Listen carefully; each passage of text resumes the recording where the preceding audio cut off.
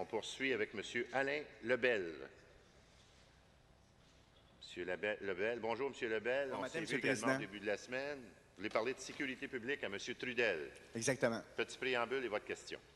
S'il vous plaît. Ma question s'adresse à M. Trudel concernant la sécurité des enfants et des usagers qui empruntent le chemin Cherry Lane à Ville-la-Salle entre Winklin et la rue Hurley.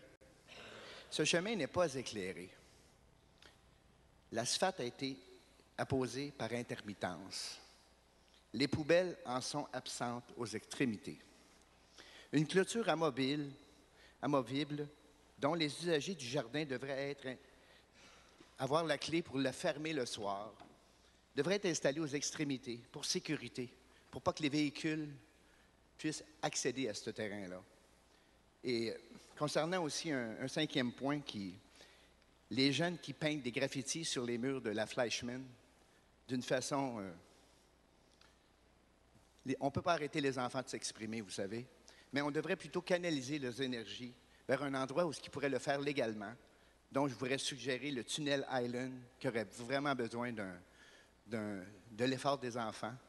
S'ils pouvaient être appuyés dans une belle démarche, ce serait très intéressant comme démarche. Alors, votre question est posée. Merci, En M. le Président. M.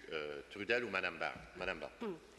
Oui, bonjour, M. Lebel. Bon matin. Alors, c'est la journée pour donner les réponses aux questions qui avaient resté sans réponse. Alors, pour la première question que vous aviez posée lundi, par rapport à la compagnie Benjamin News, donc, après vérification, lorsque l'arrondissement est saisi d'une telle situation, l'arrondissement, légalement, la procédure légale, c'est d'envoyer une lettre enregistrée aux citoyens corporatifs, ce qui a été fait, et de le sommer de sécuriser son bâtiment dans les plus brefs délais. Sinon, c'est l'arrondissement qui le fait et on lui envoie la facture.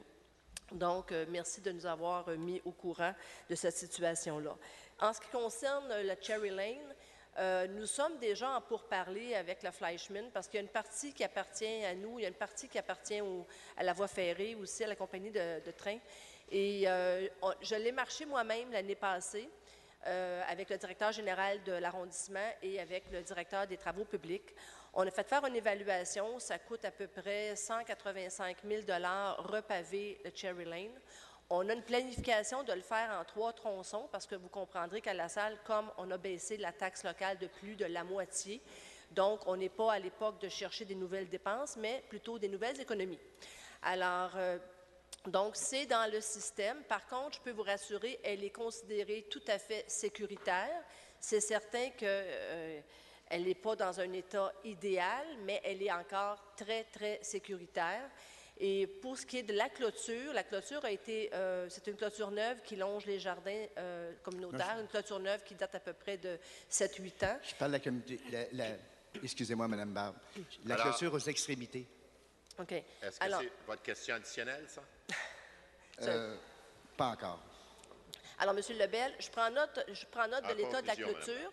Je prends note de l'état de la clôture, mais soyez assurés que le Cherry Lane fait partie, c'est dans nos cartons pour des dépenses éventuelles, mais ça ne sera pas pour cette année, je vous le dis tout ça, ça ne sera pas pour cette année, mais c'est dans nos projections de refaire le Cherry Lane.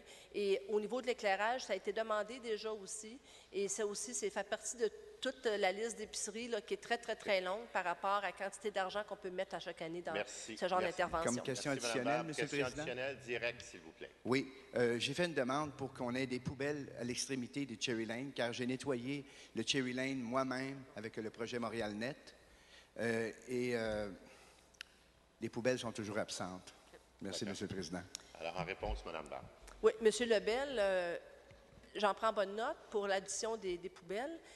Moi, c'est la première fois que je l'entends. Je ne sais pas où la demande, vous l'avez acheminée, mais si je peux vous donner un bon conseil entre concitoyens, parce que j'imagine que vous habitez la salle. Donc, ce que je vous encourage à faire, c'est de venir nous rencontrer au conseil d'arrondissement directement, ou les mardis des élus, sans rendez-vous, vous pouvez rencontrer. La semaine passée, c'était M. Richard Deschamps.